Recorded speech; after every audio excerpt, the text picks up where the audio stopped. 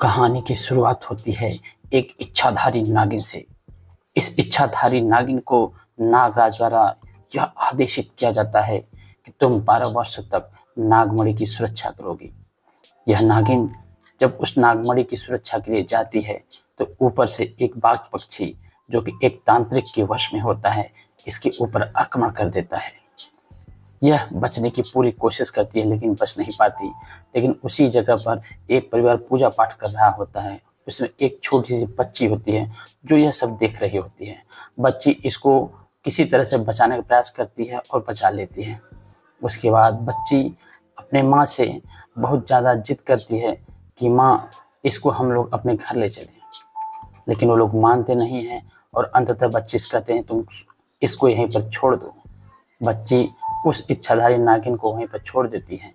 लेकिन जब बच्ची घर पहुंचती है और अपने बेड पर जाके सो जाती है तो उस समय उसके सपने में वही इच्छाधारी नागिन दिखाई देती है।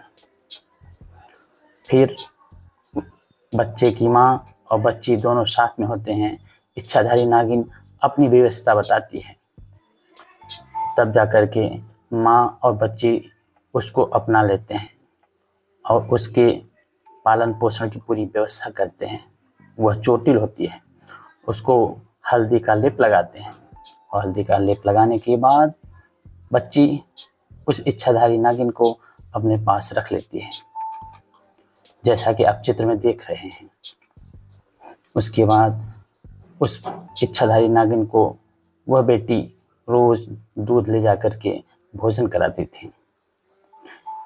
जब स्कूल जाती थी तो वह उसको अपने झोले में ले जाने की पूरी कोशिश करती थी, लेकिन अपने पिता के डर के कारण वह ऐसा नहीं कर पाती थी।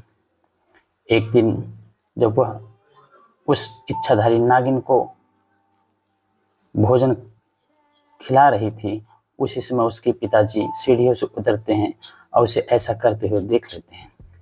वे समझ जाते हैं कि यह लड़की किसी नागिन को अपने घर में रखे हुई है। अगली सुबह वह आदमी बीन बजाने वाले को बुलाता है। जब सपेरे इनके घर पहुंचते हैं और बीन बजाना शुरू करते हैं तो यह इच्छाधारी नागिन मदमस्त हो जाती है और बीन बजाने वाले काफ़ी परिश्रम करने के बाद इसको पकड़ लेते हैं।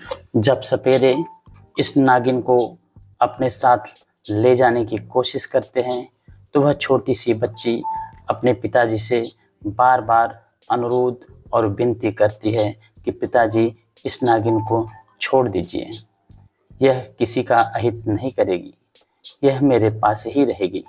लेकिन उसके पिताजी इसकी एक भी नहीं मानते और साथ साथ माँ बेटी दोनों को डांटते हैं और डांट करके वहाँ से चले जाते हैं। अंततः सपेरे जो है उस नागिन को ले करके इस घर से निकल जाते हैं।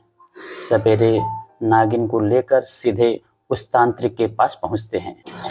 जब तांत्रिक उन नागों का परीक्षण करता है और यह प्राप्त करता है कि इसमें से वह नागिन नहीं है जिसको उसकी आवश्यकता थी, तो उन लोगों को बहुत कसकर डांटता है। प्लीज़ हमारे इस चैनल को लाइक और सब्सक्राइब कर दें। आगे मिलते हैं पार्ट 2 में।